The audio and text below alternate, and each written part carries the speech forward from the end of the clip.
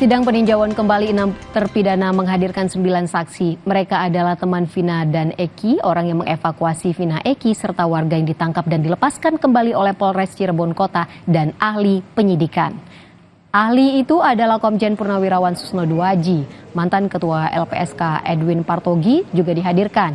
Lalu 7 lainnya adalah 2 teman Vina, 3 orang teman Eki, 1 warga yang pernah ditangkap lalu dilepaskan lagi, dan 1 warga yang mengevakuasi Vina dan Eki. Susno Duaji dihadirkan untuk memberikan pandangan terkait penyidikan yang dilakukan petugas Polri. Sementara teman Vina dan Eki dihadirkan untuk menceritakan secara lengkap keberadaan Vina dan Eki sesaat sebelum ditemukan tewas di Jembatan Talun, Cirebon.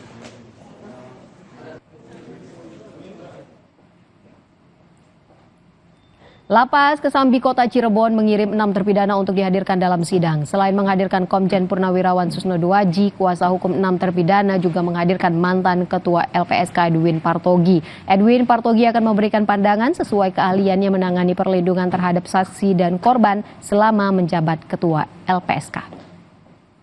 Baik, kita cek. Demikian Indonesia Update. Maidop Elfrina akan hadir sesaat lagi dalam Rumah Pilkada. Terima kasih, sampai jumpa.